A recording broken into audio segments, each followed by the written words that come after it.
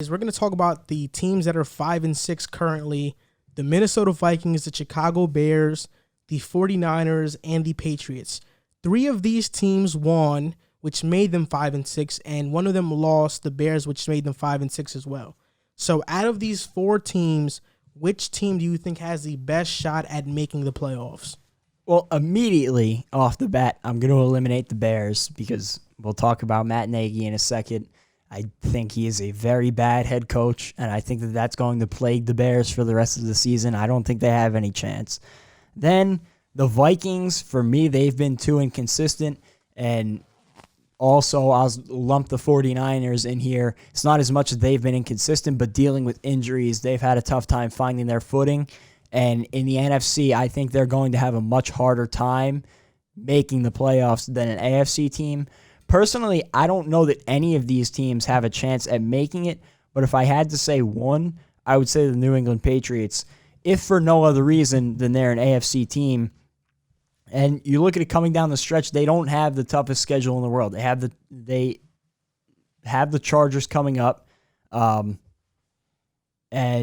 the Chargers don't have a great defense. And as much as the Chargers have a great offense, I think that Cam Newton's going to be able to move the ball against that Chargers defense. I think everybody has shown that. It's going to come down to an offensive duel, and we'll see if Bill Belichick can out-scheme Anthony Lynn, and I will bet yes. Then you're looking at the Rams, another team that's been inconsistent, and we'll talk about them too. The Dolphins, the Bills, and the Jets. So it's not an easy schedule per se, but I think that with that schedule in the AFC, it gives them the best chance out of any of these four teams. The team that has the best chance is the Vikings, and I'm going to simplify it. The 49ers aren't healthy. The Bears have Matt Nagy, and they have a horrible QB situation, and the Patriots have no offense. The Vikings have the best quarterback among those four teams. And I also think, like, outside of the Bears schedule, they have the easiest schedule. I mean, you mentioned the Patriots. I'll just go into them first. I think they lose to the Rams. They lose to the Dolphins. They're 5-6. If they lose 2 games, that's 8 losses. The best they can finish is 8-8. That won't make the playoffs in the AFC. You look at the 49ers. They have the Bills, Washington, Cowboys, Cardinals, Seahawks. I think they lose 3 of those games, 9 losses. They won't make the playoffs in the NFC like that. The Bears, they can beat the Lions. They can beat the Texans. Will Fuller's not playing no more. He's suspended. They can beat the Vikings too. They can beat the Jaguars. They'll lose to the Packers. So you win 4 games, you can finish 9-7. In the NFC, is that going to make the playoffs? I don't know, maybe. But then you look at the Vikings. The Jaguars, they can beat them. The Bucks, which Tampa Bay are we going to get? Yeah. You know, which Tampa? That's a game that can go either way. Look at the Bears. They can beat the Bears just as equally as the Bears can beat the Vikings. The Saints, that's a loss. The Lions, they can beat them. So the Bears and the Vikings both can win 4 games, in my opinion. They have 4 games that are winnable, and at 9-7 or 9-7, you can win. You can make the playoffs in the NFC. So I don't want to pick the Bears over the Vikings because I think the Vikings have a better quarterback. They have a better offense, and I would rather put my faith in a team that can score points than a team that can't score any. I think it comes down to 2 games that will make the difference. I think the Patriots versus the Dolphins will be a huge game because if the Patriots can get a win against the Dolphins, obviously not only are they adding a win to their own resume, but they're taking a loss away, or they're adding a loss to the Dolphins, taking a win away from the Dolphins, which is huge when it comes down to records at the end of the season because that's going to be probably the team that they will be fighting with for the 7th spot.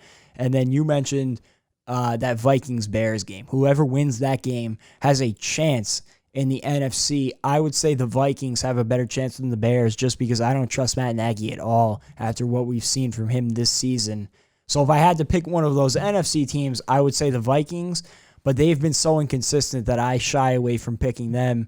And again, I don't think that any of these teams have a very good chance, but I would pick the Patriots if I had to pick one. You know, Bill Belichick, he's been there. He's a great head coach, and I trust him more getting this defense together, and I'll rely on that rather than betting on the Vikings. Truthfully, like when you look at the games that the Vikings have played, I feel like they should have 2 more wins than they have right now. You look at the Cowboys game, I think the Vikings should have won that game. 100%. Then you look at an earlier game, Seattle. If Dalvin Cook is playing and Alexander Madison is not on that final play, I think the Vikings win that game as well. And you could say the same for the Patriots. Yeah. I think all of these teams, well, I'll talk about the Patriots mostly. They've gotten this rep as this horrible team. But in reality, they're just an average team. They're nothing special, but they're not a bad team. By no stretch of the imagination are they a bad team. They're an okay team. But with that being said, I still have the Vikings, but I also believe, to agree with your point, I don't think any of these teams at the end of the day will make the playoffs. They lost too many games that they should have won. The Vikings losing to Dallas, which should have been a gimme win. Losing to the Seahawks earlier in the year. Losing to the Falcons, too. And the Patriots losing to the Seahawks, too, when Cam Newton couldn't get the touchdown on that QB power. Yeah. So they didn't convert when they needed to, and those losses are coming to haunt them now as they're trying to make this playoff push. Yeah, and I think that is a statement on how good the league has been this year, because obviously you have teams like the Steelers, the Chiefs, the Saints at the top. I think that those three teams are in the best-looking teams this season, and then you could go a step lower and have teams like the Packers, the Buccaneers. You could even make an argument the Titans or Colts are in there. The league has been extremely competitive. Outside of then, you look on the other side, maybe the Jets and Jaguars. Outside of those teams, the middle of the league has been essentially wide open. And I think it's been very good for football in general this year. I think it's been a great season to watch, especially despite all the conditions coming into the year.